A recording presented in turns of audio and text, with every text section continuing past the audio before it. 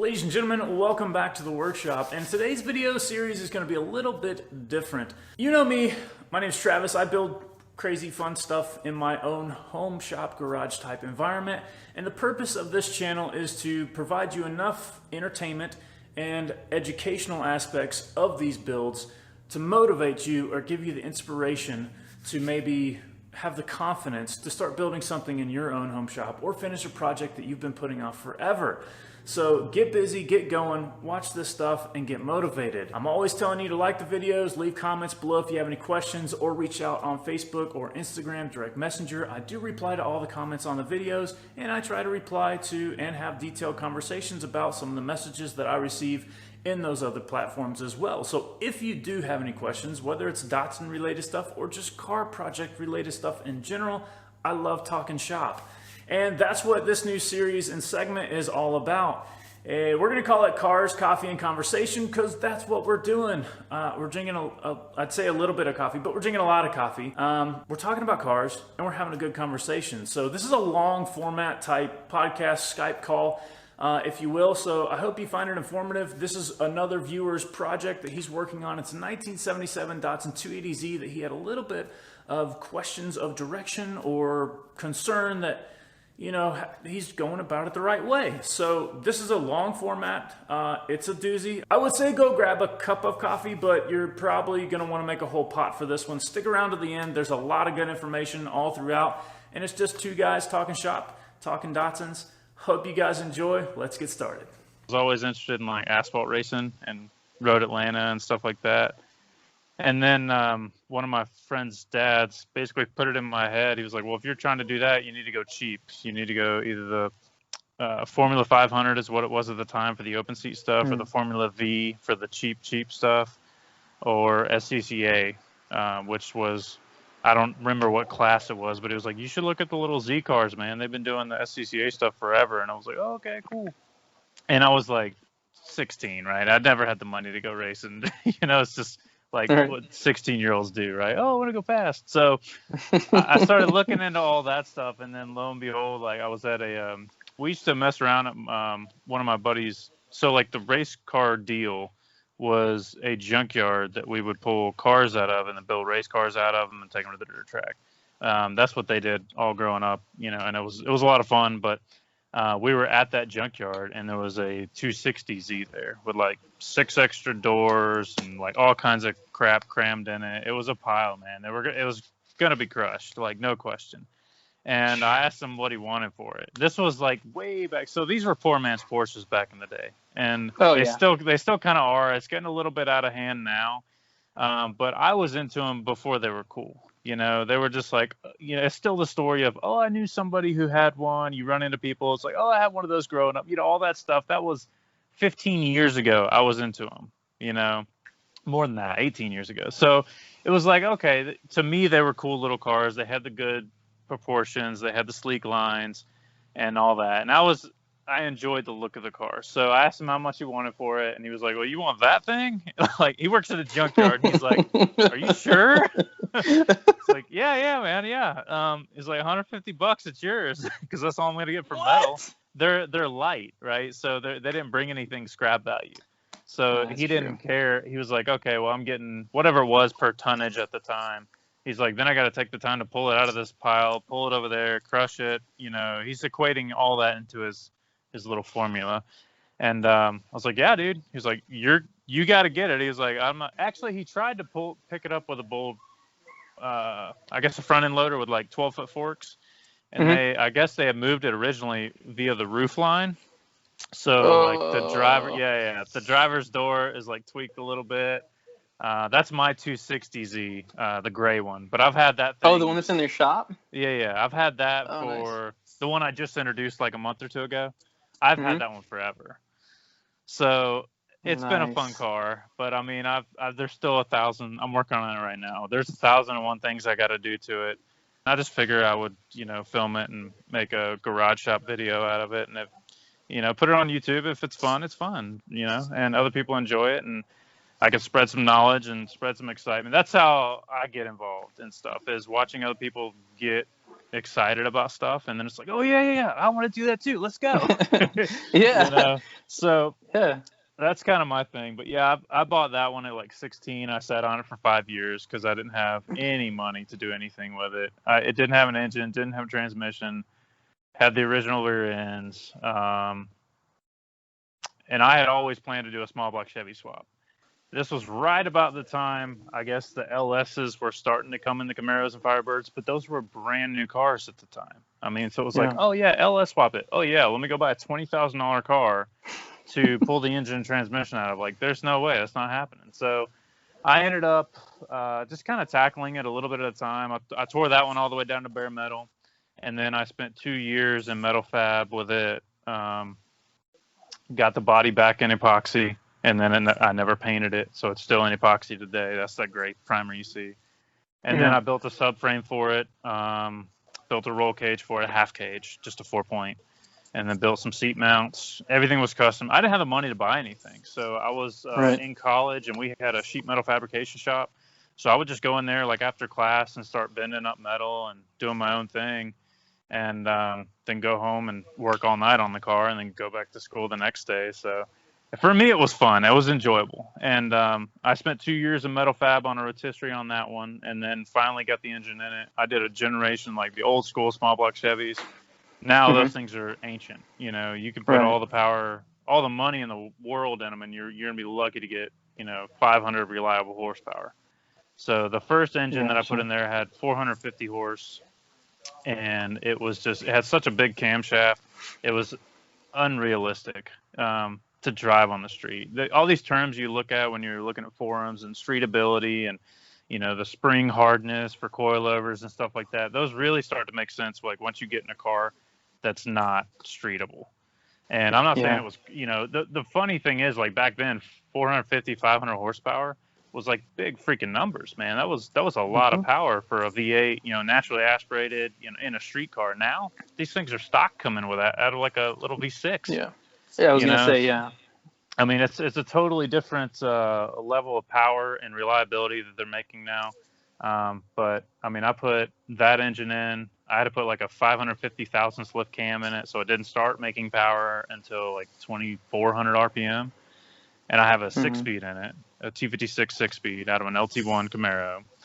And that, I think the ratio that I got is like a 0.6, either 0.62 or 0.50, a 6 gear. So you're doing 75, 80 mile an hour, you're turning like 1,600 RPM. And it's like, yeah, so with that engine combination, it doesn't make power that low. So it just starts bucking, and it's just lugging along. And I ripped that engine out after I drove it for like 2 years, and then put like a 300 horse little 283 board out to a 292. So it's a lot smaller, a lot less horsepower, obviously, but it's a lot more fun. You can actually drive it. You put it at 1,500 RPM. It doesn't make a whole lot of power at all, but it makes enough to cruise down the road at 6 gear at 65, 70 mile an hour. It doesn't buck or anything like that. And then I started chasing fuel problems, and I'm fixing a lot of that right now. But it's one thing after another, man. I mean, you rip these things apart down to bare metal. Everybody wants to do like a ground up restoration and all that stuff, and it sounds good on paper.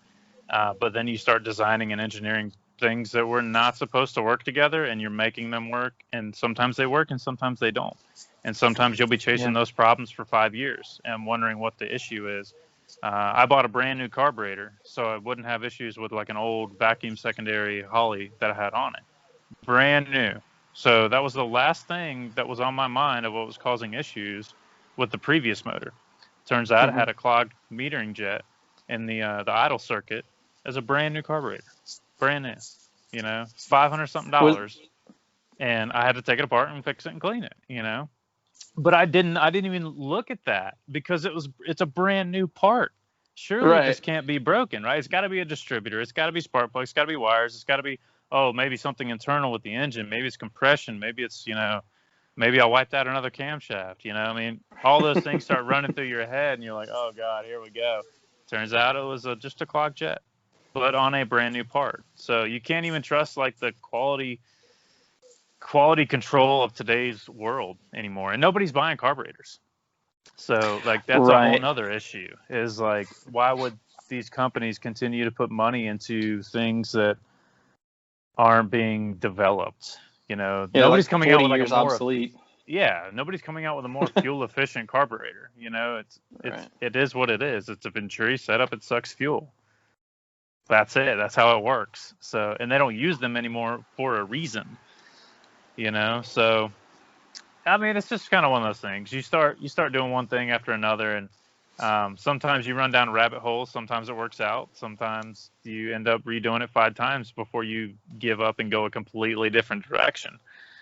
But it's been fun. I mean, I enjoy that car, but I didn't start like I was building that 280Z for a while, and I was just getting unmotivated, man. I mean, I know it seems a little bit different on like some of the videos and stuff. You got to hype it up. You have to get in a good mood before you hit record, right? So, or else nobody wants to watch it. You know, you don't want to watch me moping around the shop going, "Oh, yeah, this sucks." You know, I do enjoy it. I love building stuff, but I do have to put a lot of time and thought into how to make it presentable. You know, otherwise it's just me wandering around the shop, and you know, that's not entertaining for one, and it's not educational for another. So the whole point was to put things out there that somebody can learn off of, and then somebody can maybe gain experience without having to go through it, you know, and that way they're better off for it, and I help somebody out in the process, and I'm happy. So yeah, but and that's huge, honestly. Like that's huge for a lot of people, and I know especially people in my shoes who this is the first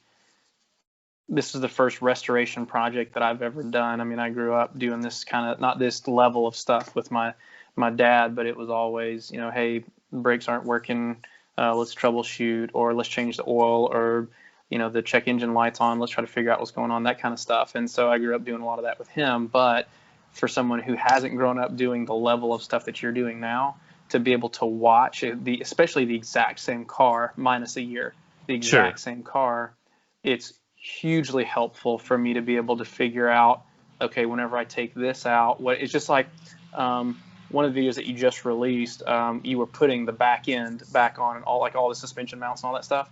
Yep. Whenever I'm just now taking all the back end off. Yeah. So to see it going on, it's hugely helpful. I mean, I've got the Haynes manual over here for it, and the Datsun manual over here for it, but to see it go on, it's just like, oh, there's a bolt there that I probably need to take off first before. So like that kind of stuff is huge. Yeah, watch that video again when you go put it back together, and you'll figure out that I put it together twice. Yeah. Even on the time lapse stuff, because there's I kind of complained about the bolts that came with it. So there's a provider of hardware that is a Z-Car specialty store that puts together suspension bolt kits or things like that, and they're all generic. They're not JIS standard, which if anybody who's watching this doesn't know, JIS standard for the pitch of diameter and the thread length and everything of the actual stud. The head would be like, for those M10 bolts or something, the head would be like a 14 mil socket. Where on a standard bolt, which is what you get in these kits, it's a 17 mil socket. So they create massive issues when you're trying to put those little bitty tight intricate pieces back together, and caps and things like that, when you have an 1.5 inch long bolt, or 35 mil, whatever that would be. I don't translate that quick, but it's like an 1.5 inch long bolt that originally from the factory in Datsun language was a 14 mil head, that pitch and diameter of thread, but only like 20 mil long. So they've added another 10 mil in length to the stud, and they've got this big freaking honking head on the back that is not, it doesn't make your life easier.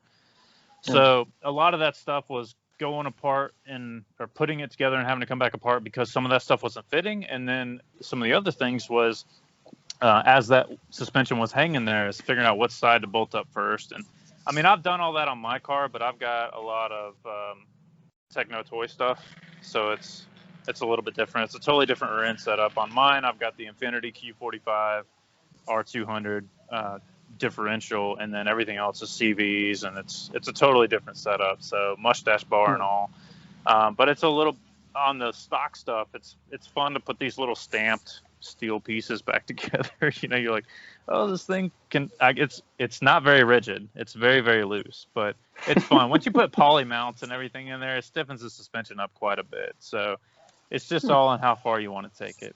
So what so are you working on? So this is, I'll just flip this around. I can actually show you what I'm working on. So this is actually where I'm at on mine. Oh, get my feet down here so you can see. So I've got a really tiny shop. We moved in here a couple of months ago, and it's a shop. It's just a garage. So this is kind of where I'm at in mine right now.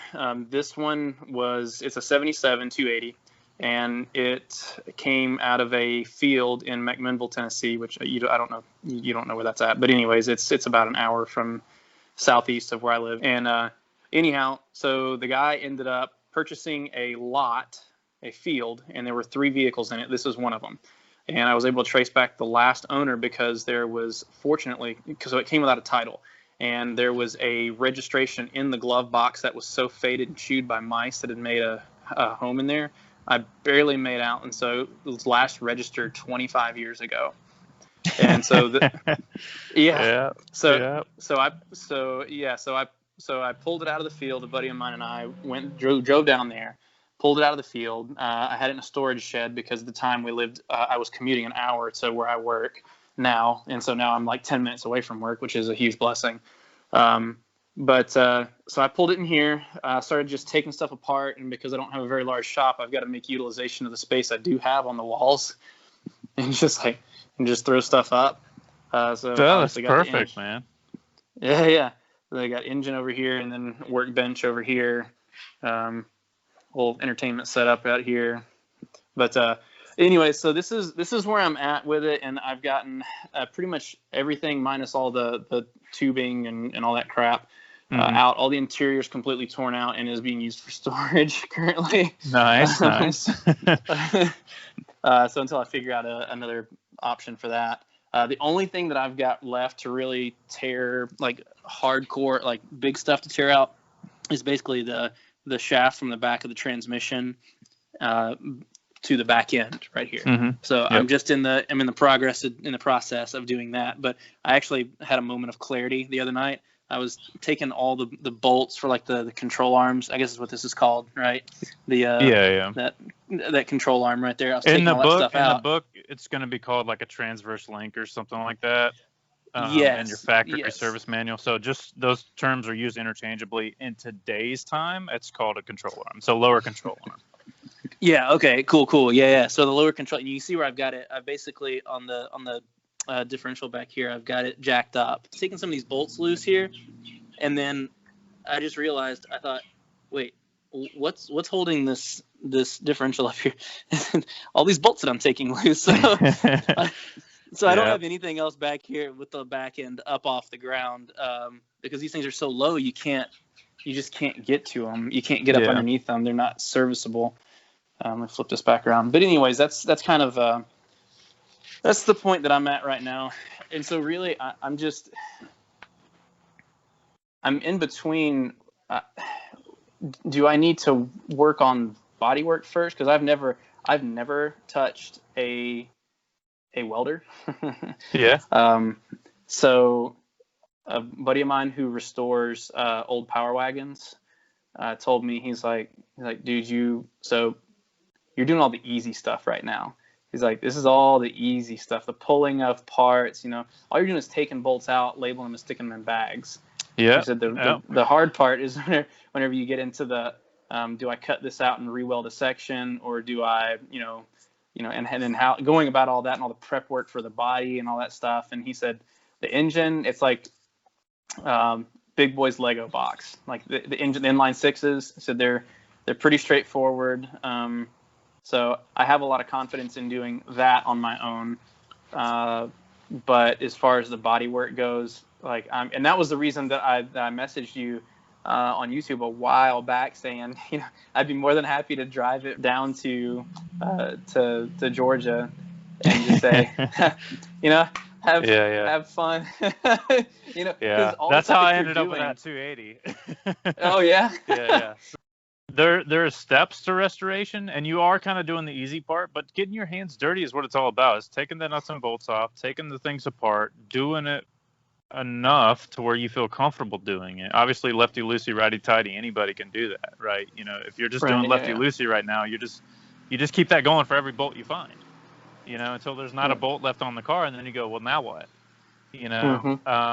how far you want to take it, kind of thing is how, and that usually coincides with how big or small the budget is, or how quick you want to get it running and driving and back on the road and together and enjoying it. Usually what happens is most people get to the stage that you're at and they'll work on it for another year or two, and then they'll get so fed up and frustrated with it because it still looks like yours does right now, 2 years from now, after coming out every day after work and putting in the time and not seeing any progress, not visualizing any progress. It's just like, oh, I did a rocker panel. Well, it's still in ground down metal. It doesn't look all fresh and shiny and painted and perfect. I still got some things I need to fix. What I would suggest is do what you're doing. Keep everything coming apart, bag and tag properly. Have a little system. You don't need to adapt any particular system. Just I used to do mine where it was like front left side, front right side. Then I just split it up into halves. It's like front part of the car, rear part of the car, suspension, things like that, interior. And I just kept everything simple. Front, back, interior, exterior, and just kept boxes of all that stuff, and then little maybe shoe boxes or other little boxes within that big box. And you get to know when you start digging through this stuff to put it back together, kind of where things are at. It's not really that complicated, and you know your system better than anybody because you're the one who put it that way. The biggest problem is putting that stuff in a place that you can find it in the future. And go back to, when you're starting to put stuff together. I mean, these things are 40-something, 50-something years old. Most of those bolts and stuff like that are going to be rusted. The threads are going to be gouged, all that kind of stuff. So, I would say. What would you recommend for? I'm sorry. Go ahead. The bodywork stuff is the last to do, and that's not what anybody wants to hear because that's the first thing you see when you walk up to the car, is how good the body is. And I mean, I've had mine since I was 16.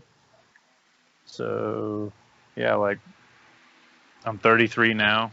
I don't do math in public, so whatever that is, 19, 17 years. Yeah, that's a long time to have the car. I've built it I started building it in like 06, so I've been building it for 14 years and on and off. And, when you're out, like I was saying earlier, when you're just working on somebody else's car, when you're working on a project for that amount of time, you kind of get discouraged. So even me, man, I mean, yeah, I hit record and I'm having fun and I'm doing an enjoyable thing in the shop, and hopefully other people are enjoying it too. But at the end of the day, I mean, that's days on end of, 6 or 8 hours after work that you're out alone in your home shop or garage or, whatever else. And there's nobody there to motivate you through that. There's no, you can put on Pandora and listen to all the hype music you want. And that's about as much motivation as you're going to get.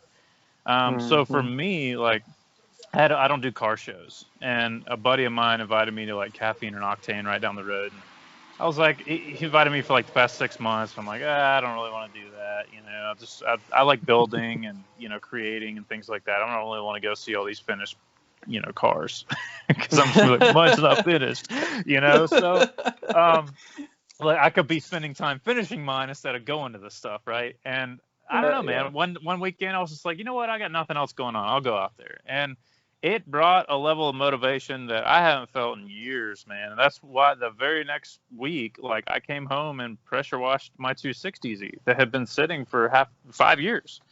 I brought it over here. I drove it over here and then parked it because it needed so much other stuff. And then I started building other cars. And it just kind of fell into a state of disrepair, and it's like, well, now I got to go back and fix all the stuff that was fixed a long time ago. So now I get to redo all that stuff. That's awesome. And then you get to, look at all the mistakes you made building it the first time. So that's even more awesome because I thought it was a decent job. And then you look at it and you're like, that is not my standard today at all, and that goes with anything, man. If there's anything you do repeatedly, whether it's a task or a project or whatever, if you were to build this car completely and do it all once, and then you were to go buy the exact same car, guarantee you're going to build it differently. And that just goes with the territory of experience or knowing what works and what doesn't, knowing how to do it or quicker or better the second time around. And that's just the nature of the territory. But now as far as the totality of the project, bodywork is last. for the most part. Okay. On the 280, I'm actually doing body work on that one right now. So there's going to be a fun little segment of stuff coming up in the future for that one if I can get it done in time. But it's body work sucks, man. I mean, I hate it just as much as the next person does, and most of the stuff that I do, like I have some experience obviously working with my hands and welding and stuff, but I gained that experience not by being taught.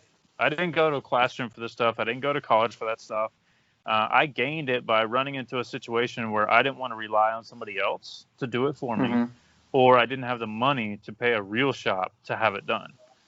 Right. And so when I ran into rust issues on this $150 car, I couldn't afford and I couldn't justify as a broke college student taking it to a shop to have it floor pans welded in, or something as simple as that. I'm like, no, I'll do that myself. There's a sheet metal shop at the college. I'll buy the sheet metal and bend it myself and come up with the drawings and do it all. And I bought a Hobart Handler 140 for like $450. I think they're like $500. I built my entire 260 with that welder. So Really? you don't need to go out and buy like some expensive welder or some, $3,000 Miller or Lincoln to get started. It's really fun and enjoyable to watch all these guys with these Dynasty, 280s and, TIG welding and all that Instagram welding and all that kind of crap. But at the end of the day, like if you're learning you need a gas MIG welder. That's about as far as you need to go. I have a little 120 volt for the sheet metal stuff, and that's really kind of what you want. If you're doing some thicker frame, most of the stuff on these Datsuns can be done with a 120 volt machine. You might max out, yes. You might max out some of those settings when it comes to some of the overlapped welds. And you'll know what to look for as far as like cold welding and things like that, where you got to regrind it and maybe heat it up a little bit and then weld it.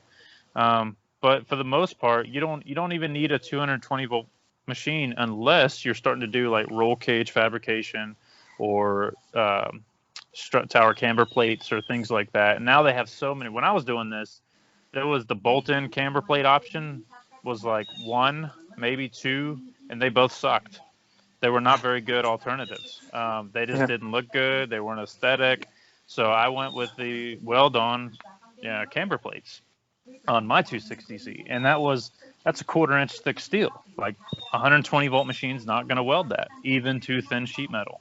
So I did take that. I had a buddy of mine, friend of the family, who had a welding shop, and I paid them to TIG weld the rest. I tack welded everything together, and we just TIGged it out at their shop. So I paid them a couple $100. We put because those coilover plates, the top hats or whatever, actually the mounting point, sit on top of they sit on top of the strut tower. So you cut out the top of the strut tower where the 3 bolts are right now, and you weld on this new plate.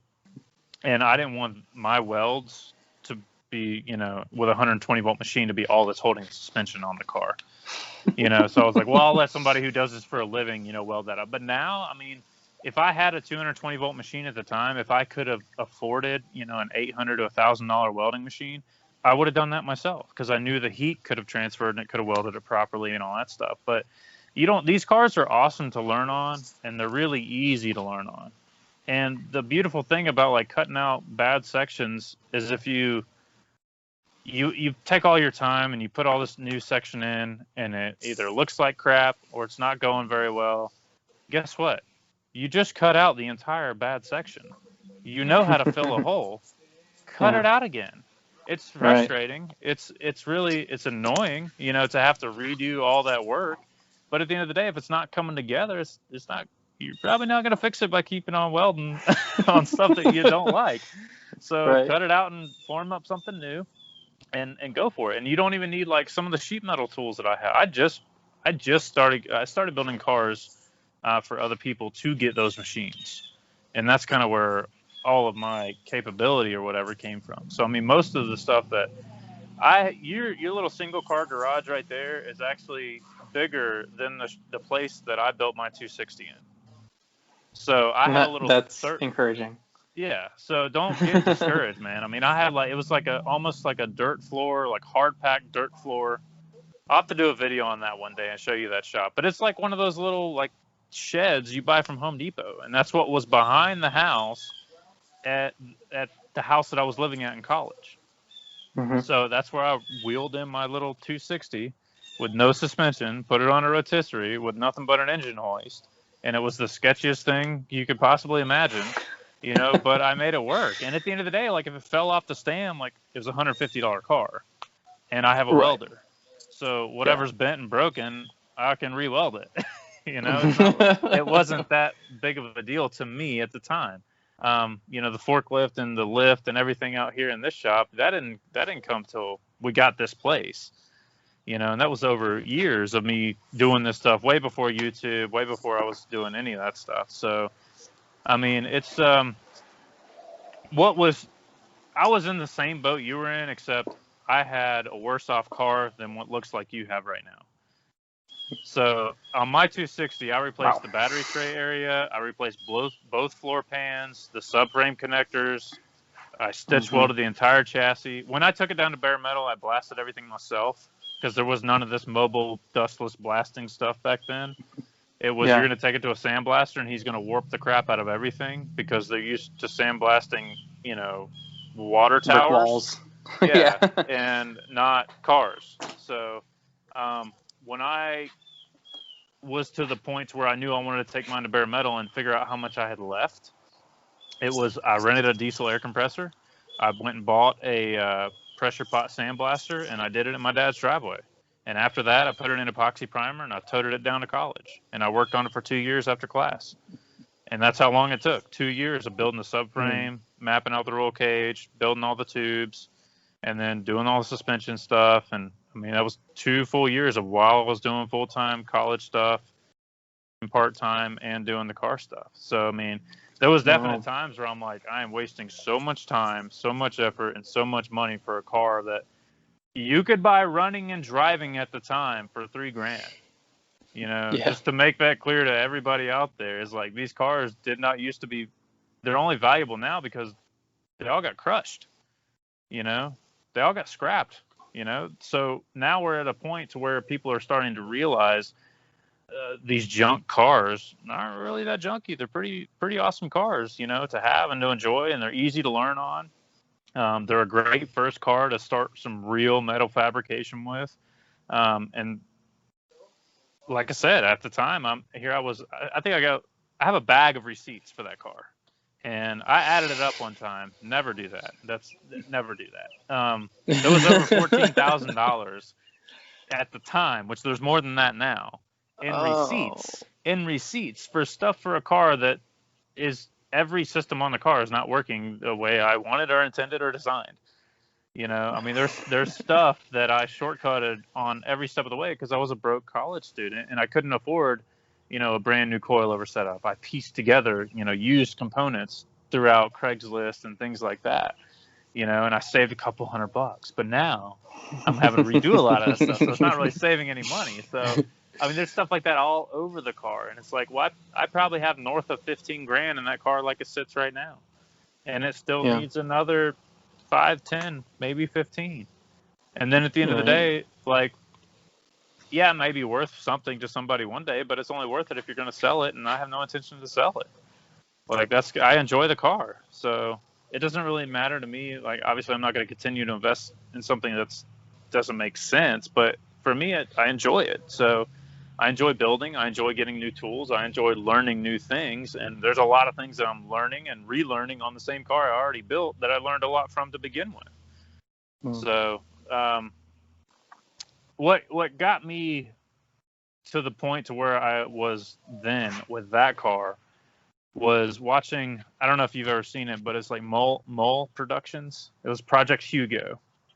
Look up that, because I was considering, after I blasted mine, I wanted minimal investment to figure out what I had. I had a $150 car. I stripped out. It cost me nothing but time. I enjoyed stripping the thing down to nothing, right? There wasn't a bolt, not a screw, nothing left on the car. And my dad's looking at me, he's like, what are you doing? You're crazy. Like, why are you taking it down this far? You're never going to get this car back together. And I distinctly remember him saying that to me. He's like, "You're never going to get this car back together, son." And I was like, "Challenge accepted." So, yeah, I mean, that's where it was. After I sandblasted it on a rotisserie, did all that stuff, and then I saw how much rust there was, and I'm like, he might have been right. It needs a lot of structural stuff that I don't have the capability, the knowledge, or the know-how to know how to do any of it, much less all of it. And then I watched this Project Hugo. It's on Mole Productions. It was like a 17-part miniseries. This guy this was way before like YouTube and was really kind of hitting off with car stuff or anything like that. This was years and years ago. And he did like a 17-part project. He's like from Norway or Sweden or something like that, way over to Finland. I don't know. It's across the pond, shall we say. And he started working on this thing, and it made mine look like Concours d'Elegance worthy, because everything, there was so much like pitted through rust holes on his entire car. And like for the first 4 or 5 or 6 episodes, like there's nothing but like him and his team of people or buddies or whatever it was, just like welding up patch panels and grinding stuff down and, doing all this stuff that looked really intricate. But at the end of the day, it's like, okay, he's taking a flat piece of metal and he's tack welding it and cooling it down and grinding it flush. Like, and now that part's fixed and he can go on to something else. So that got me, was like, okay, well, this dude, like, here I am worried about how much money I'm putting into a car that's not worth anything at the time. And here this guy is taking a car that's way worse, probably 3 times as worse as mine, and he's doing it. And it looks like he's paying a shop to help do it.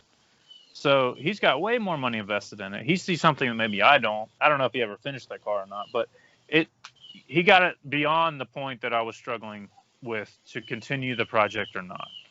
And so when I found that, I was like, okay, that's a little bit of reassurance. I can do this, and I don't need to go spend, $5,000 in tools to make it happen. I can go buy a $500 welder. And that's what it took. I can use the resources around me. And if I didn't have like a sheet metal brake or a shear or anything like that, there's ways around every bit of that. You can build a brake out of like a 2x4, and there's YouTube and Google and all that stuff that is like, hey, how to bend metal for cheap. There might be a metal supply store around you where if you send them drawings of what you're trying to do, they'll take, $50 an hour and they'll bend it. It'll take them 15 minutes. So that's 15. Right. You buy the metal from them. Most of the time they'll give you 1 or 2 bends for free.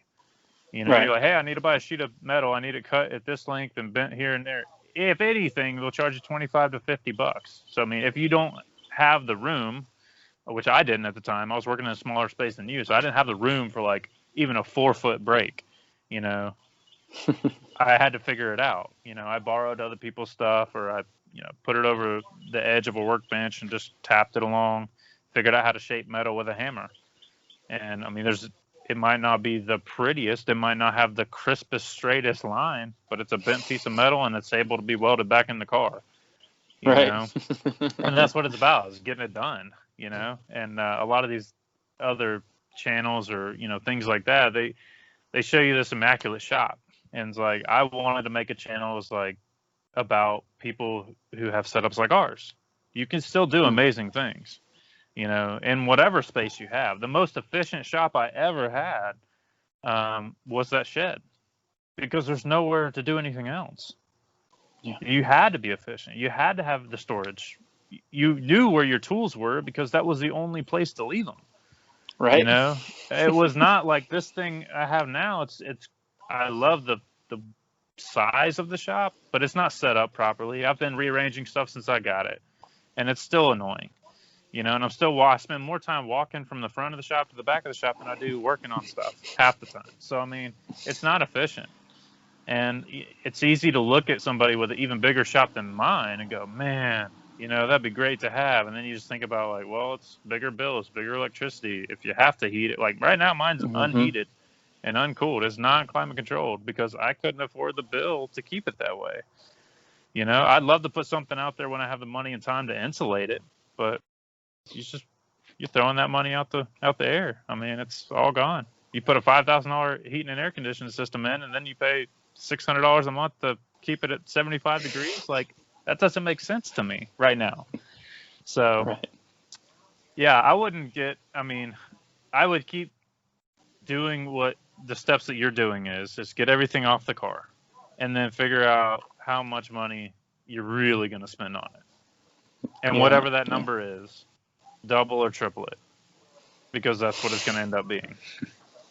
Well, but so I will tell you, if my wife ever watches the channel, then you'll have to like edit that part out. Because I've told her, like, realistically, look, I don't know exactly what it's going to cost to do all this stuff, but I've got a pretty good idea that I know that I want to spend probably between 15 and 20 grand on this car from start. Because I was very similar to you. Like the guy knew that it was worth something, so he's like $800.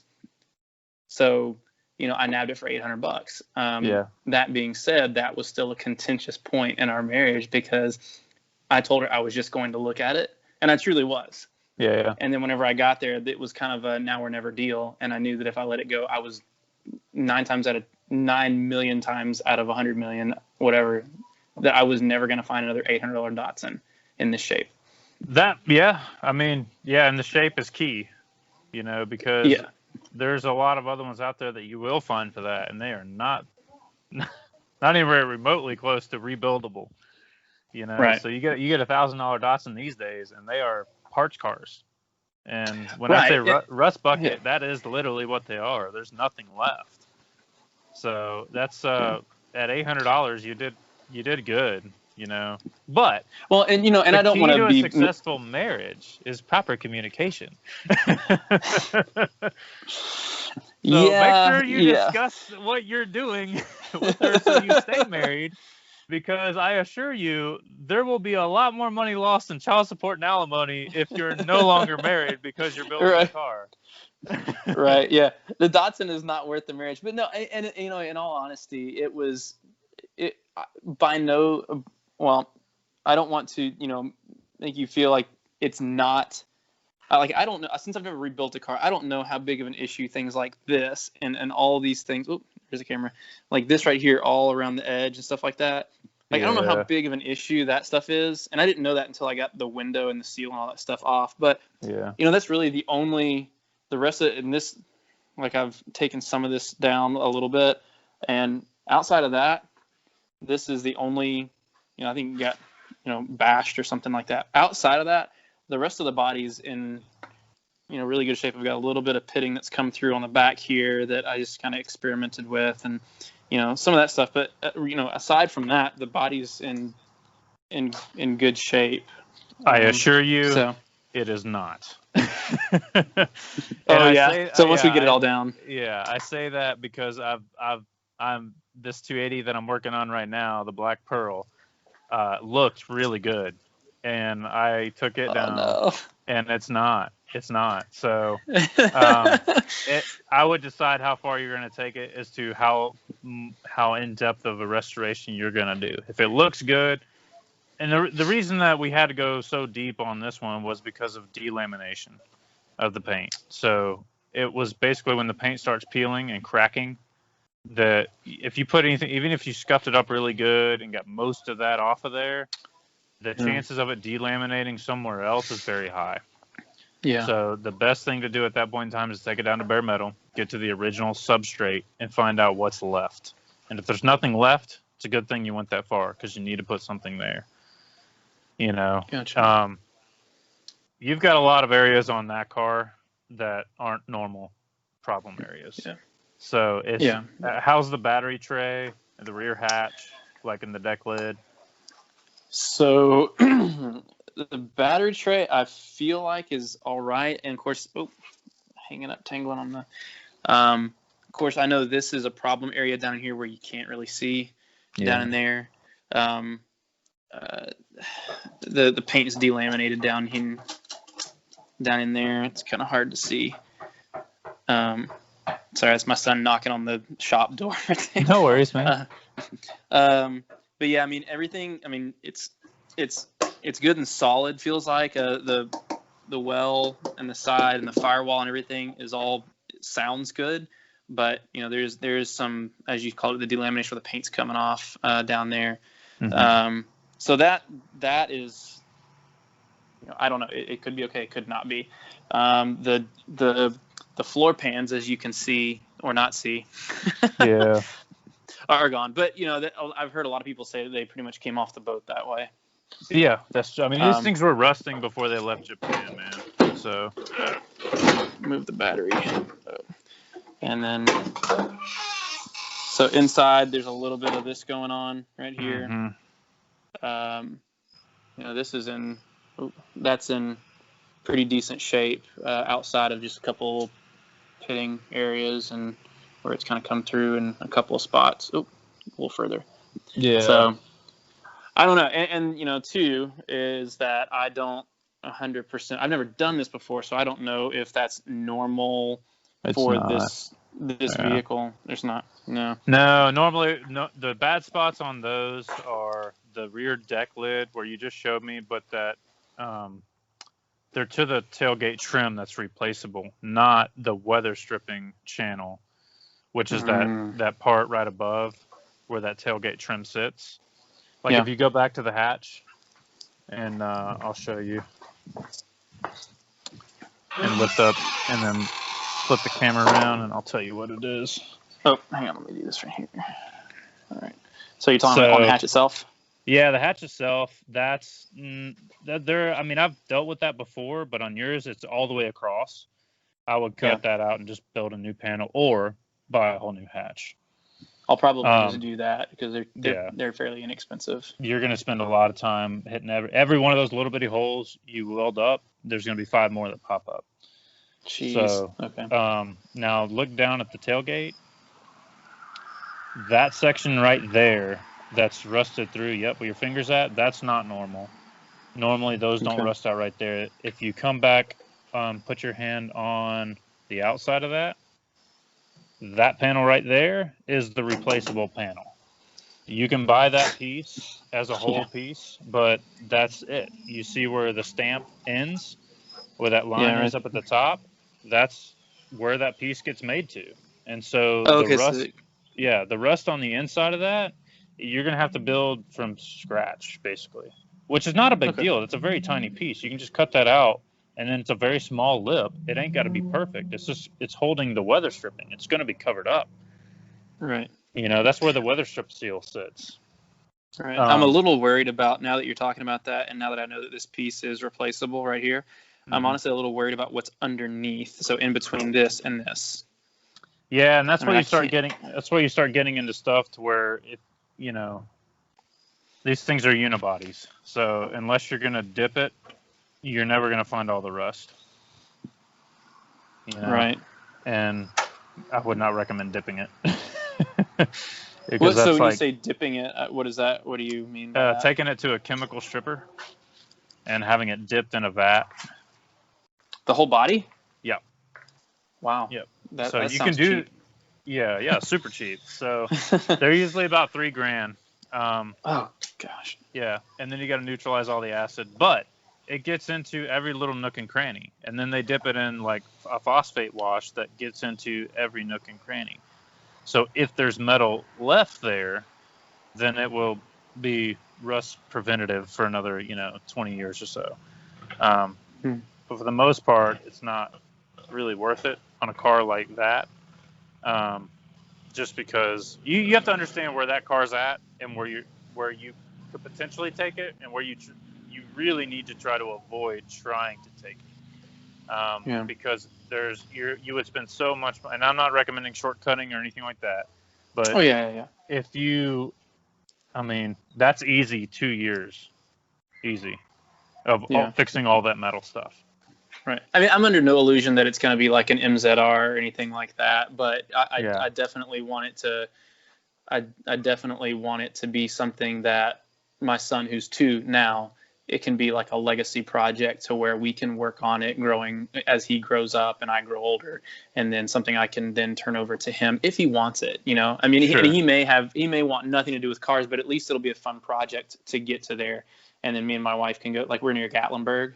So we can go riding through the mountains, or I can go down to North Carolina and do Dragon's Tail and stuff like that, or just go to ZCon.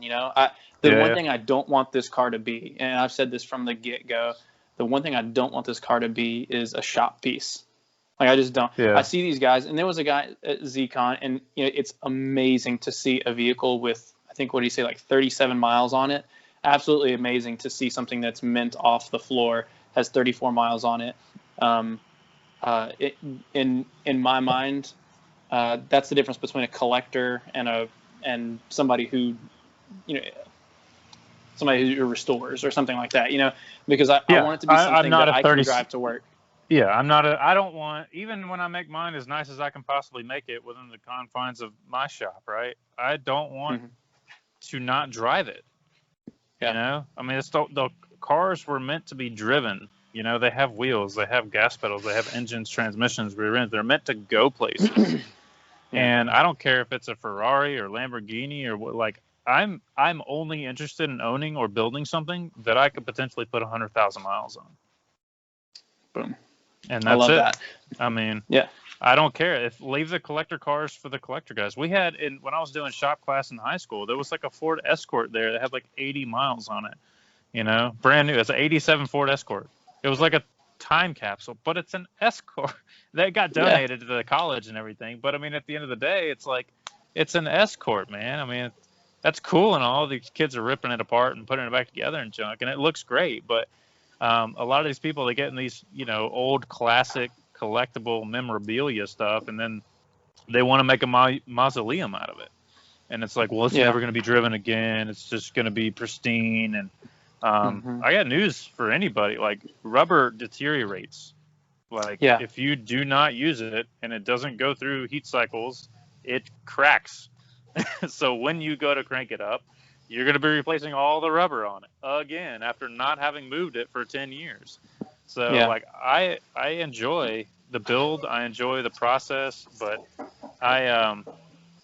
they're meant to be used to take you somewhere, And I don't want to put a $20,000 paint job on something and be scared to chip the paint. Like, that's why I paint my cars at home, because that's exactly, yes. I know how to paint now. I didn't 10 years ago.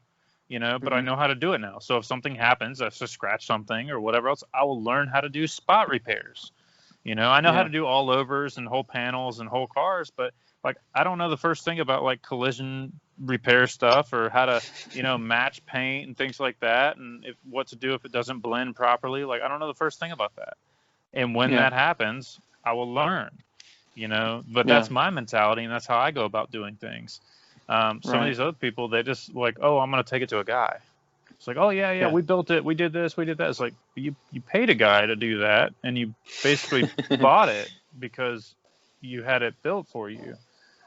I mean, there's more pride. And that's one of the things that I'm really big. So I'm a woodworker by trade. Like, that's my passion. That's what I do a lot of, and what I have done a lot of. I mean, that's not what I do to make money. Sure. Make my main bulk of money. But I've always loved being able to make something, and I feel like this is a really good translation of skills that I've learned up to this point. It's just applying it to a different medium. So with all the metal fabrication that I want to learn how to do myself, a lot of things I'd like to learn how to do myself. I get to sometimes in my mind, and it's almost a self-fulfilling prophecy at some point, but I have to be able to tell myself that, one, I don't have the cash to be able to spend on, having someone else do a bunch of stuff for me. But at the same time, I'm right now where I'm still building my career. I'm the same age as you, so I'm still building my career to the point where later, hopefully, I can spend more time doing the skills that I've up to that point learned, and maybe not perfected, but gotten, pretty good at. And that way I can say whenever I go to, the 60th anniversary or the 70th anniversary ZCon, that I can say, hey, here's my 280Z that I built. Yeah. I did it. Well, and the thing that got me, like, I never took, obviously my 260Z hasn't seen the light of day in a long time, right? And then so I started going to these car shows, and there's nice stuff there. I mean, there's really nice Datsuns, there's really nice cars. There's also cars that aren't, like there's these, barn find restorations that they've kept, clear coated over the patina and whatever. But that's everybody's thing. Like, that's fine. but it got me to realize, like, you need to enjoy your car, like in whatever state it's in, whether it's in metal fab, whether it's in paint and body, whether you're working on interior. If you get to points where you're every time you're around it, it's enjoying and fulfilling, then you're going to want to keep doing it. If it feels like you're slogging away and it's just task saturation, or you're clocking into another job, you're going to get burnt out. You know, and that goes for, you know, anything in life really, but cars especially when you torn them down to the part, you know, where most of these cars are having to get torn down to build them back up. You know, it's not like you're just buying a modern car where you can fix this, that, and the other, and then it's good. You know, it's like, no, there's structural integrity issues that need to be addressed on nearly every corner of the car. Like, so we got to fix all that first, and then you can start thinking about nutting and bolting, you know, back together. So I think you're in a good. The beautiful thing about what position you're in right now is, like, you don't have a lot of money. You don't want to spend a lot of money on putting it, you know, through the paces to get it to where you want it to be. It's time. Right now, you're at a point in your project where you have to allocate the resource, which is not financial. There's a little bit of financial obligation there, but not very much. I mean, you could have most of that metal work done for less than, I would venture to say, $3,000, and that's buying a welder too. Well, and it's funny you say that. My brother has one. He's the welder of the family, so I already know someone who's good at welding, which is a huge help for me learning how to do it. But he's got one that's, forgive me, I'm not, again, like I said, I'm not in the world of welding. I think it's is it TIG welder? It's the one that has I think it's an argon gas that shoots out. Or is it argon or some other? It's a gas that comes out that actually, and it's got a little feeder on it that puts the wire through. Yeah, it's a MIG welder. Welding. MIG, okay. Yeah. So he's got one. But anyways. Well, Bob, I mean, he can come over and show you some pointers and stuff. And I would, you know, take every bit of information you can get, whether it be from my channel or somebody else's channel. Fitz's Fabrication, he's a good one. He does a lot of sheet metal welding and things like that. And he's old school with it. So there's a lot of good tips and tricks on his channel. But for welding sheet metal is totally different than welding like even 1/8 inch steel. Like with a MIG, you can pull that trigger and you can weld a tailgate on a landscape trailer all day, and you can learn how to do the E's and the circles and all the little tips and tricks that you hear about and read about on the forums. On sheet metal, you can absolutely not do that. It is tack, tack, tack, you know, and those are spaced out tacks. So you're literally hitting the trigger just long enough to get that molten piece of bead to disappear into the metal or plop down on it, and that's it. Especially those rust holes, what you're going to do is you're going to get to the edge of that hole and you're just blow it out and make it bigger, you know. And so that's what happens. That metal is very thin, so the cars were only built with like 20 to 22 gauge to begin with, which is very hard to weld anyway. And now you're looking at something that's got corrosion on top of that, so it's dirty. And then even if you get it down to clean metal, it's pitted. So that means it's even thinner than 22 gauge. So you're equivalently welding on something that's 26, 28 gauge. And you're trying to tack heat on top of that without warping it and trying to recreate whatever was there. Like, it's tough, man. But like your brother, your cousin, or whoever you said it was that has a welder, like, they can, you know, maybe talk to you about it. But it's worth it to invest in a welder, you know, because you can go home every night and do, you know, part of that cowling, you know, or part of that hatch, you know, and work on the hatch, you know, try to rebuild it, try to put it back together, you know, because if you don't, guess what? You were going to buy a new one anyway. So That's true. It's experience. That's true. You know? So learn on something that you're planning on potentially replacing anyway. You know, you don't want to work on something like a cowling, and that's integral to the car, and you completely screw that up first, or the windshield channel, and you completely screw that up and go, well, now what? Well, now you just now you got to cut all that back out and start over again, and then figure out how to build it up and make it proper enough to where that channel matches, it's perfect, and it will seal with that new weather stripping in there. Because that's what the glass sucks down into. So, I mean, it's maybe save some of that intricate work later, Floor pans. Yeah. Great first project. It's big. Okay. Yeah. Things like that. But yeah, if you can get to a part of the car where it's good, fresh metal, you're gonna be okay. I mean, there's tons of other people who've documented it. There's tons of forum stuff. Hybrid Z, Z Car. All the YouTube things. I have Busted one on. Hotness. Yeah, I mean, I have one on a floor pan, but I mean, I didn't really go into too much detail on it. I just kind of threw up a video of floor pan replacement, and but yeah, there's all kinds of other stuff out there, that you can look into, and but stitch welding is key. It's literally even when they say like stitch weld a 1-inch bead, it's not a bead.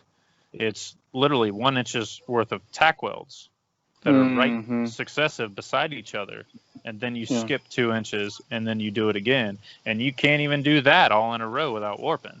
You've got to do it's just like tightening the lug nuts up on a wheel. You got to do like one corner over here, blow that cold after you get done welding it, and then come over here to the opposite corner and do this one over here, and then zigzag back and forth to where you're moving along the panel, but in opposite the furthest part of the panel away from where you just welded.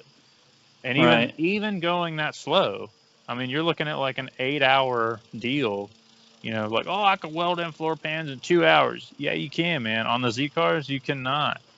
You will end up with, tacos as floor pans, because they will start pulling in directions that you didn't anticipate. So take your time. That even happened on whenever I was just trying to take the paint off around where the antenna hole is. I was just using a wire wheel on a drill. Like, it wasn't super high speed, and it warped the area around. Yeah. Around that. And that was painful. Like, that was so discouraging. I'd had the car for like a week at that point, and I was so gung-ho about getting a lot of the paint where the rust was ground down to the body so I could see, how badly it was pitted and all that stuff. And then once I realized that, I thought, oh my gosh, this is going to be an uphill battle. Does your wife understand what you're trying to do? So I think she supports me doing this. So backtracking just a little bit, she was initially very upset about that, about the whole purchase thing. And so we worked through that. We're totally cool now. She's very supportive of my hobby. I don't think in her mind she can see the finished product like I can in my mind, or like I envision it to be, like a completely practical car, right? Yeah. So, but I just don't know that she's there yet, and she may not be until I turn the key the first time. So I don't know. Well, I mean, so speaking from experience there, I mean, my girlfriend, we've been dating for nearly 7 years now, and like, she's ridden in my Datsun maybe twice, maybe 3 times, but I think we broke down at least twice. So I just took her for a spin in like a month or two ago. We broke down the side of the road in 30 minutes. It's part of the adventure. You gotta. That's part of building. Those good relationships. Obviously, good marriage. Is somebody you're gonna spend the rest of your life with anyway. You got to figure out how to get along. Right. If you're interested in stuff that she has no interest in, you got to know those boundaries. And that's very true. She does too, to a degree. It's a lot of time. It's a lot of time away from your kid, spent out in the shop, especially if they're not out there hanging out with you, watching you get frustrated over something you can't fix, or whatever else. I mean, it's tough, man. It's funny you say that. There's a buddy of mine who's really like super into Porsches, and we've been best friends since we were 6. And, he was telling me, he was like, so have you come up with a name for it yet? And I said, brother, it's already got so many names, but I can't put any of them on a license plate, right? Yeah. So, but no, you're very right. It's really knowing the boundaries, and I think that's probably where I'm going to struggle with, because I'm a person that I tend to hyper focus on something, and I just put blinders on, and I have to make sure that my family stays in the peripherals at the very least, and stay in focus. Keep the car in the peripherals. Keep the front line. Right. No, that was sarcasm. But yeah. No. But I do the same thing, man. I get very myopic. and it's one track, and you just it's super focused, but it's focused on minutia, on things that don't really matter. There's a lot of things on these big, long, drawn-out car projects that, at the end of the day, if it was together and running, you would have never even looked in the area that you've been focusing on for 4 days and haven't moved past. You're not even getting to the point to enjoy it or whatever else. But I would say, come up with a game plan in sections. And I'm actually, some of the series that I'm going to be putting together is like a lot of what we're talking about right now is like how to stay motivated, how to keep going, what's the next step, and some of these long things, and talking to other people, hopefully, about their cars and their projects, and getting more people involved and more people excited about, slogging away by themselves in a garage, for days and months and years. So that way we can all meet up with our half-built cars somewhere and go get coffee in real life. And, that's what it's all about. Like, that gets me motivated, and if other people can enjoy that too, then that's awesome, but I'm going to be doing a series coming up. I'm like halfway through with it right now, but it's like challenging yourself, getting out of your own routine. And it's every day, Monday through Friday, you have a routine. Saturday, Sunday is most people's free time, or, the weekends. I don't know what your schedule is like or anything like that, but most people work a Monday through Friday job.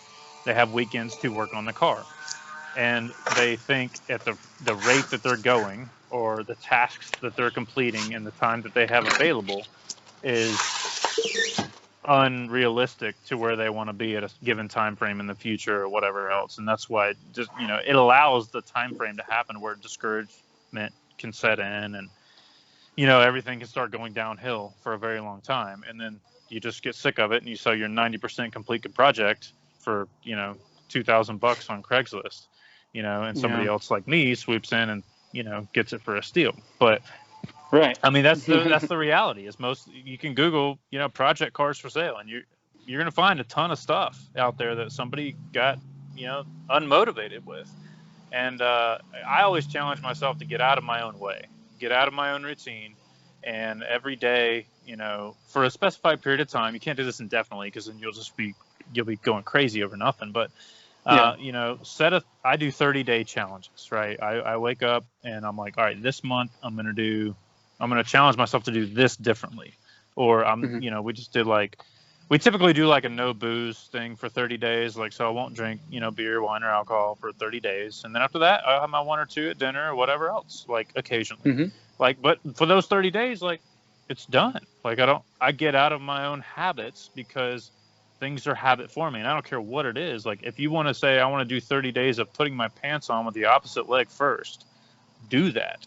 And at the end of the 30 days, you're going to be like, you know what? This is just as comfortable as putting my right leg in first as it is my left leg. And I've gotten comfortable with putting either leg in first, so I can start the day with either leg in the pant first. Like, it doesn't matter. Right. The pants are still on, But it's just little things like that, It's like getting out of your own comfort zone, getting comfortable with being uncomfortable, and saying, this isn't, my routine today, is going to be different for the next 30 days. So whether it's, you take a shower at the same time, you watch some TV, give something up, change something to where you can fit more car time in your schedule, but schedule it. That way it doesn't take away from, all of your family time, or all of your spending time with your kid, or anything like that. Like, if you wake up, for instance, you wake up at 7 to go to work by 8, you get off at 4. Normally you come home, work on the car for 2 hours till 6 o'clock. You eat dinner at 6:30. You're in bed by 8 or 9. Like, challenge yourself to, let's go to bed at 8. Let's wake up at 5, and let's do something on the car in the morning for 30 days. Yeah. Just 1 hour. Maybe not get crazy dirty or anything like that, because you got to go to work in 2 hours. Or, stay up and, an hour later and wake up at the same time in the morning. Just expanding those boundaries of what you feel comfortable with for 30 days. I'm not saying do that for the entire 365, but for 30 days, like, push one little thing in your own little persona to say, this is not what I normally do. Let me, instead of waking up and going to do this task first, which is usually, coffee, and then, your morning routine, and then watching news or Facebook or YouTube for 30 minutes, like, start timing those things, cutting them back, saying I could spend time working on my stuff, car wise, or other tasks or whatever else you got in your routine, and that's just for 30 days. And you'll be surprised, man. At the end of the 30 days, that will most likely become your new routine, and that'll be an acceptable level of accomplishment, because you're like, oh, I can do this every day because I just did it for the past month. So what else can I add to it? How much more effective, how much more efficient can I be? And it's tough, man, especially with wife and kids, Yeah. but if they're understanding of it, and you take the time, you schedule family time, man. You got to, I've spent years on these cars, and it was just me, single or whatever else, and like, I love it. I'm by myself in my shop turning wrenches and welding on panels, man. I love it. But like, any relationship I was in at the time, like, suffered from it, man, because I'm doing what I want to do, and the other party to that is disinterested completely in what I'm doing. So it's like, okay, well, I'll see you when I'm done, and I'm gonna be working out here for about 12 hours. So see you tomorrow. I mean, that's the reality of it. So Yeah. But I think you're doing the right thing by tearing it down. Are you looking at getting it blasted, or you just gonna wire wheel everything? So I'm at some point, I'm definitely going to get it blasted. There's a guy that I've already been in contact with who does the dustless blasting in our area. Yeah. And I think he's going to charge me like $750 to blast the whole car. Worth every penny. Inside and out? Yeah, inside and out. But I've got to get it, and so that's the thing. I've got to get it on a rotisserie first. Yeah. And that's my problem. So I'm trying to source an inexpensive rotisserie, and so what I'm actually thinking about doing is just going to like Harbor Freight or something like that and buying a couple of engine stands, because the car with everything stripped out of it weighs like 1,600 pounds. You've seen so mine, if I put, right? The rotisserie that was, that's what they are. Oh, is it really? Yeah, it's 2 engine stands. Oh, okay. Well, then that makes me way more comfortable to try to do that then. Yeah. Okay. I've had 2 cars on that. I had my 260 Oh, on the rotisserie for 2 years on that one, and then I just took the 280 off of it. So. Oh, perfect. I mean, okay. I didn't realize those were engine stands. I thought those were just like expandable. I never paid attention to. I just never really paid attention to the. No, they're 2 engine. I was too busy looking at the car. No, they're 2 engine stands, but they they weren't built perfectly. So I mean, I built those, and the angle at which all the mounting points and everything match up is critical, but it's not that bad. It can still flip over and do what you've seen what I've done. It's just a little bit more work, than like a $1,500 rotisserie. I mean, you could put it at any angle and stop it wherever you wanted, but that's $1,500 for something you're probably never going to use again. That's why I built mine for $150. Right. Yeah. And see, that's what I'm really wanting to do, is just do a lot of this stuff on a budget, because I am on a budget. And even if I wasn't on a budget, I have a feeling I would very quickly get put on a budget. Just because you need a budget. Yeah, I mean, I definitely do have one. There's like the big picture thing, but right now everything is, I mean, we got some time to work on that, because right now everything is like free, or dang near free, because sorry, we've got mosquitoes out here too. yeah, anyhow. But so that definitely makes me feel a lot more comfortable about doing the engine stand deal. So anyways, so the guy's going to come out and do it if I have it on an engine stand. Okay. Or excuse me, on a rotisserie. Rotisserie, yeah. Those dustless blasters, they come to you, and they're relatively inexpensive, but they leave their mess, for the most part. I haven't had anyone ever come to me and like clean up it's crushed glass is what they spray it with. Right. So that's the aggregate, that they spray. It's just recycled glass. It's in little bitty slivers, and they mix that with water, and then they put a rust inhibitor in that water. And so it's just like going to the beach, right? If you were to go to the beach, the sandblasting, this is what creates heat. So if you go to the beach and you were to like pick up a ball of sand outside of the surf, and throw it at somebody, it's not going to do anything except maybe get them a little dusty, right? If you pick up a ball of sand in the surf where the waves are hitting and throw it at somebody, it's going to knock them back like a freaking softball.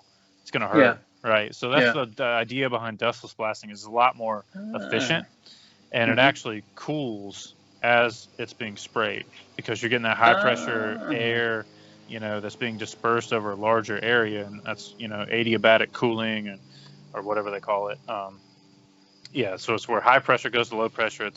It creates a cooler zone. So most of that metal will actually be 5 to 10 degrees lower being sprayed with a dustless blaster than ambient temperature. Wow. Yeah, so it takes the warpage level down, but if they get too close, I mean, they can still warp it, Right. So, and if it's already too thin, they can still warp it. But I would say that's a very good direction to go, especially with the rust issues that you have. Is if he's willing to spray the thing inside and out, top side, bottom side, interior, engine bay, and all of the panels, the fenders, the doors, and everything, for less than $1,000, that's worth every penny. Because at the end of that, now what you need a budget for that is obviously the money for the engine. I may let you, if we have a way to hook up, I may just let you bum mine, because I'm not using them. They're taking up space in my garage right now, and they're the exact mounts you need. So, yeah, I would definitely get it blasted, man. That's how I started all mine, and yours looks about as rough as mine did from the junkyard. It's just rough in different areas. So, like floor pans, that's a given, right? The attach and tailgate area, that's on some of them. It's a 50-50 shot. The battery tray, 50-50 shot. Everything else that you've got going on with the cowl and the windshield panel, like, that's not normal. Yeah. Not normal. It may happen. There's probably people out there who've had that happen, but that's not a normal occurrence.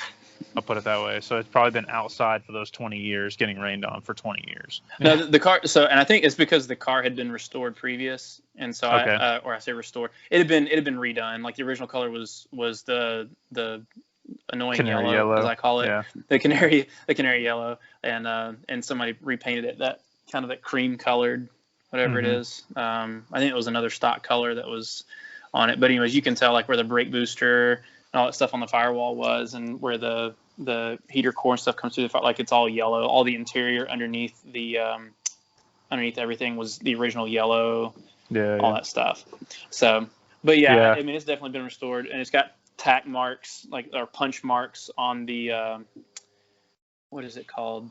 The little valve, the bridges that go across the valve rod or whatever that thing's called. I'm so the camshaft and everything. So he's had the cam towers off. That's good that it was all marked and everything. The engine's probably in decent shape. But are you going to rebuild the stock engine?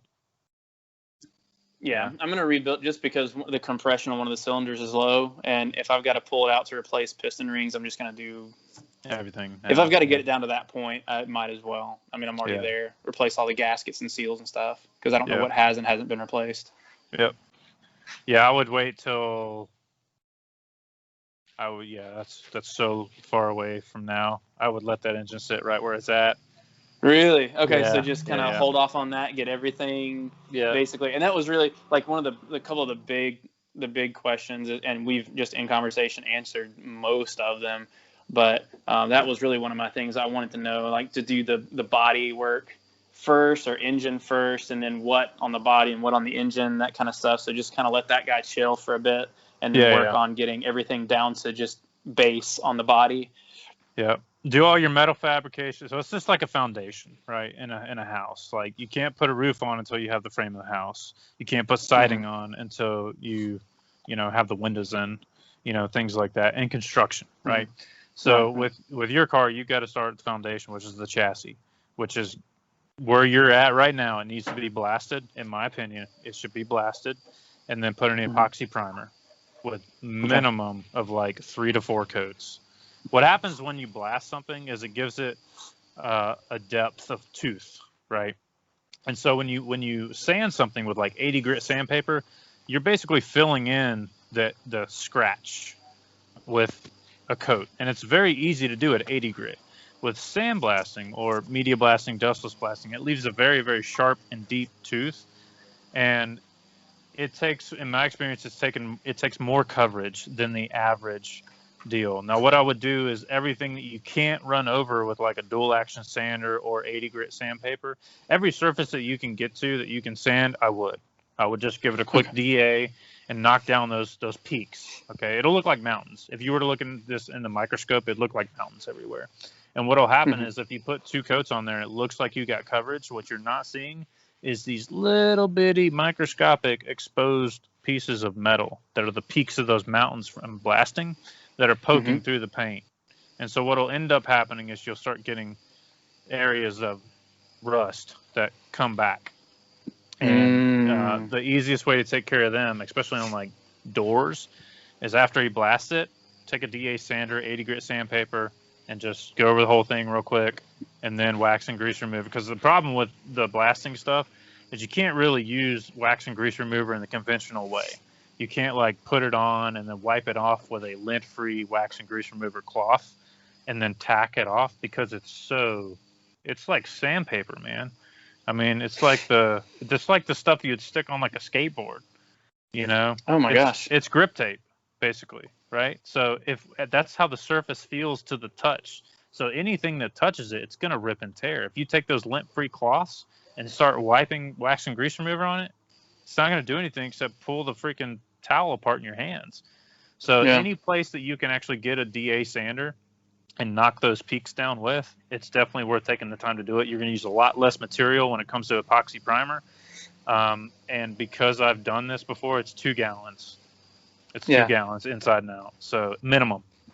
And that's if you have like good overspray control and good air compressor setup and all that stuff. So Gotcha. You start adding a lot more if you have like minimal systems and everything in place and moisture in the lines and all that junk. But 2 gallons of epoxy to do inside out, interior undercarriage and all that. Minimum 2. You might even buy 3. So that'll be 6 gallons of sprayable material. So you mix it 1-to-1 with the activator and the actual epoxy, and then you're just spraying one panel at a time. So what you'll have to do is when this thing gets blasted is you'll pretty much have to be ready to put it back in primer. And so that would be a DA sander on hand, tons of 80 grit sandpaper, and then knock down everything. And then you can do that wax and grease remover, the lint-free cloths on everything that you can touch. On the things you can't touch, it's just a brush and spray it down, like basically soaking it with wax and grease remover until it's pouring off of it. And then you're scrubbing and spraying more down, just rinsing it off. You know, getting off as much contaminant as you can. It's never going to be evaporates, doesn't it? The wax and grease remover. The wax and grease remover evaporates. It does. Yeah. Okay. It does. But with all those little valleys, it takes a lot longer. It's a sponge. You know, even like properly prepped surface metal, like I work on the smooth. You'll go in there 30, 45 minutes later and you'll see the evaporation line where it's still moist on one side. So it does evaporate, but it does take a long time. And with blasting grit, it takes a lot longer. So like anything that you're going to go through like 5 gallons of wax and grease remover to do a whole car just to get it back in epoxy primer, you know, but that's the steps. I would finish taking off everything, get it on a rotisserie, and then I would buy accordingly as your budget allows the paint and body materials that you need to have on hand before you call the blaster. So it'd be $1,000 or $1,500 in proper paint and body supplies, material wise, to have. So if you can only do 500, a month, it's going to take you 3 months to get just to where you can buy the stuff. You can piddle with the car in between, and you can work on other things. But as far as like the body stuff, like there's no point in doing metal work on something that could be blasted away, or that's very true. That's kind of how I start everything. Like there's no point in putting a foundation or pouring a foundation on ground that's unlevel, right? You get it leveled first. So you got to bring the bulldozer in. That takes money and time and everything. You got to get that pad ready before you start building up the forms and pouring the concrete. So same thing with the car. Like you can pedal on stuff, but let's say you get it perfect. let's just say the off chance that happens, it ends up being perfect. It's completely repaired on whatever you worked on. And then the blaster comes over and blows it in holes everywhere around where you just repaired. You know, whereas if you would have known it was that bad, you probably wouldn't have taken the time to repair it.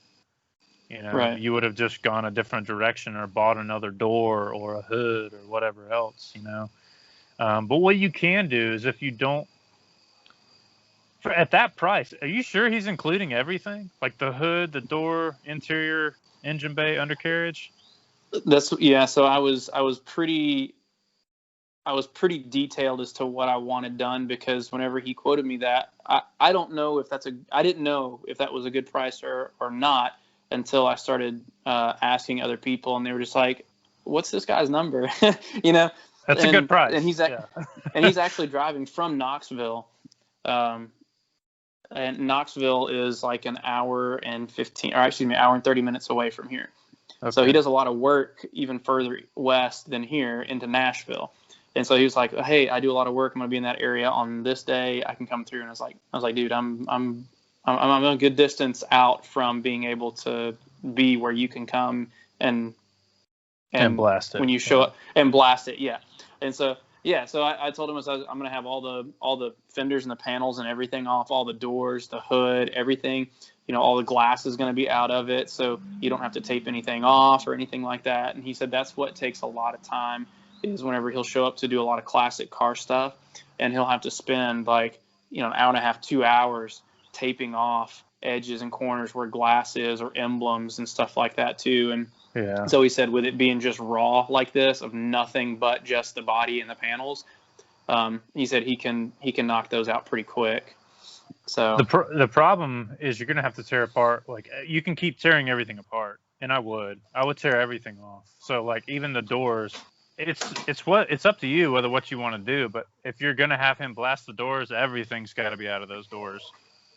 Like all your mechanisms, your levers, your window cranks, or rollers. Like, and I took doors apart on my 260, and if I can avoid it, I don't do it.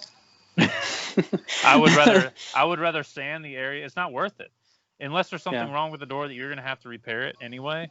It's so much easier just to DA sand those all the way down, you know, and leave the bolts in place for all the mechanisms and all that other junk, and just scuff them up with a wire wheel, get all the rust off, and then prep it and paint it. Because at the end of the day, the door's going to be shut. The only thing you're going to see is the outer skin underneath the door handle and things like that. And then, you know, take the door handle off, obviously, you know, when you do all this. But when you open the door, you got the inside of that trim around on the interior.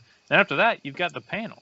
So literally you're 3.5 inches and you're wrapped around on the interior of the panel. You don't need to go any further than that. It's all going to be covered up. I'm not saying if there's, you know, rust on the interior of the panel or anything like that. Obviously, you just want a different door at that point. But if you know, maybe pull the door panel off, and then I would leave everything else, and I would sand those by hand, you know, or with a DA sander or something like that, or paint stripper, you know. That's just me. I just did a bunch of work on these doors, and I'm having to switch some of the stuff from one door to the other, and it's a pain, man. It's a pain. It's a bunch of little bitty pieces that you can't really get your hands, you know, wedged in there to do. So, and it's a ton of bolts, and everything's all mechanical, you know. It's not fun. So if you're going to have him blast the doors, all that's got to come out.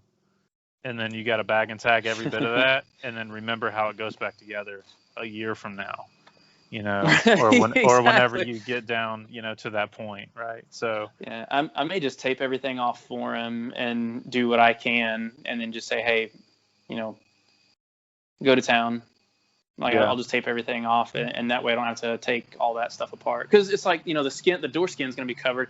I'm going to completely replace all the, like, everything on the inside. All the plastic was cracked and busted, and the kid of the dad who bought the field was in there. He just, like, ripped the ceiling liner or the roof liner out, just, you know, messing around or whatever. And so, like, all that stuff's got to be replaced anyways. So, as little as I have to, as much as I can do, I will. But if there's something I don't have to do like that, which is a huge, like, it's a good heads up. So I appreciate that. Then I won't obviously do that. So. Well, I mean, it's very easy to get, like, very myopic and focused on tearing apart the car. And that's what happened to me Yeah. with my 260 was like everything that was together, I needed to get it apart because everything needed to come apart. And it wasn't Right. until like I got it all the way down, it's like, why did I even take all the crap out of this door? Because you can't even really spray the inside of it, which means you can't Right. sand the inside of it. You can't do any of that stuff. You can do the behind the door panel itself, but you could have gotten to that without touching a single nut or bolt right there for all like Right. the window channel trim and everything else. Like get all the rubber off, and after that, I would leave the chrome trim on top. I would just tape the crap out of it, you know, roll the window down inside the door, and then I would tape up the top of the window with about 6 layers of tape. That way he doesn't hit that. And then, Right. oh, I mean, Right. that's what it would take. And then Yeah. everything else on the inside, like I'd come in to where that door panel sits, and I would just put in like 6 to 10 layers of tape over that entire thing, or a piece of cardboard or plastic or something that's taped to the inside of that, and I would just I would leave it. That's me, having done it, you know. But it may Right. be different. You may run into some mechanical things that need to be replaced on the door anyway, and you're like, well, might as well take it off, you know, the latches or whatever. Yours is a 77, so it's got the late model doors, right, with the Camaro style latch and everything. All the earlier models have like It's this cam lack. Yeah, so this one's got like the actual handle that's on like real low on the door by your hip. Yeah, they all have that, but like where the actual door closes on the striker, like to the actual jam. The earlier models, yeah, the earlier models like my 260 had this like rotating little, yeah. See, that's good. Yeah, that's the later model. They only came on the 77 and 78s. Okay, gotcha. So yeah, but that mechanism inside the door itself might need to be taped off like really, really good because that's what latches, and you don't want any, you know, blasting material to get in there. But Right. just realize when you have this thing blasted, you're going to be finding material for the next year as you flip this thing upside down. You know, I rotated mine no less than 50 times after I got done blasting it. And that was rotating it, spraying it, vacuuming, spraying, vacuuming, rotating it another half turn, spraying, vacuuming, spraying, vacuuming. I did that for the next like 6 months, and there was still blasting grit and dust coming out of the rockers and areas that I couldn't access. So, Yeah. it's fun stuff. Yeah, man. I'm like, I really appreciate you taking the time to, you know, just walk through some of this stuff with me and talk through it with me, and just, you know, being transparent about it. And that's one of the things that I really enjoy about your videos too. And this, I'm not just talking it up or anything. I really do. That's one of the things I enjoy about it is that, you know, it's just like you were talking about, it's just a kind of an every man's shop, and just, you know, you're doing what you can with it. And I really enjoyed the video you're talking about. You're like, I'm not by any means a professional. I know how to do this stuff because I've done it for years and years, and since I was little, and now I just watch videos and consult with people who are professionals in a given trade and learn how to do what they do and just how to emulate what they do. So, you know, and that's what I want to do. And that's how I'm going to eventually one day make this car mine. And my son, who's 2 now, maybe 12, maybe 22 by the time I get it done, but it's just enjoying the ride along the way, no pun intended. So, whenever I do finally get there, I think that'll be a huge pride-filled day. And then every day after that, whenever I get in it and I turn the key and hear the engine fire up, eventually, that, you know, it won't just be like getting in my little '09 Ford Focus and turning the engine. It's just, you know, A to B car. Yeah. So, you know, take it for granted, but with something like this. I mean, they are. It's enjoyable, man. It's, you know, it's an enjoyable hobby. It's a fruitful hobby. You meet a lot of cool people, you know, and other people who have the similar interests, and then, you know, spouses and wives start meeting other people, and, you know, that's what happens for the most part. It's like, all right, well, I'm into this thing, she's not. Let's go meet these other people. They're gonna bring their wives. They're not really into the thing either, and then you make friends out of the deal.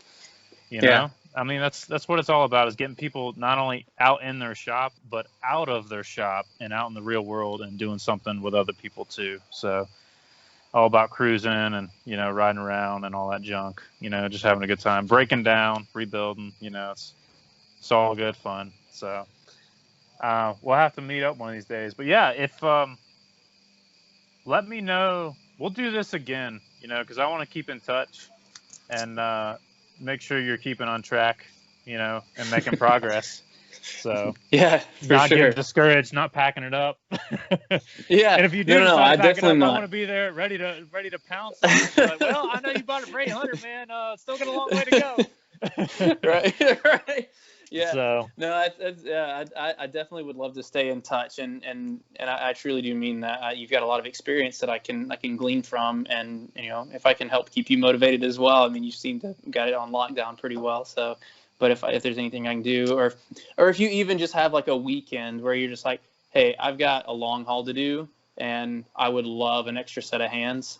yeah. You know, I'd love to help out if I, you know, anyways. Yeah, So. yeah, definitely. I mean, we'll definitely work something out, man. Like I said, it's all about getting other people, you know, motivated and out there. And if you watch this stuff and come over here and learn something, you know, in person, that's a lot better than a 10-minute video that took 6 hours to record. You know, I can only imagine. Oh, dude, I used to have a business. I did pool and spa maintenance. I had for several years, and I would do Facebook videos. Yeah. And I would do, and so no, I not to the level that you do it. Oh my gosh, these are like freaking state birds coming in here, and there's 3 of them that are right here. But yeah, I mean, it took multiple times where, just cutting and stitching together, and then you go to say something, and then what you want to say doesn't come out of your mouth, and then you don't realize it until after you watch the video, and you're like, that's not going to come across the way that I originally meant it. Yeah. So, but anyways, I'm right there, man. I mean, half the time I'm like a month later, I'm like, well, that's not what I meant to explain, but way past that now, so got to move forward. Right. But yeah, man, definitely keep in touch. Keep doing what you're doing. Keep ripping it apart and organizing everything, and you're utilizing your space very well. So I mean, props on that. If there's anybody out there who's watching this who thinks they need a bigger shop, proof positive you don't. Work with what you got. Absolutely. So.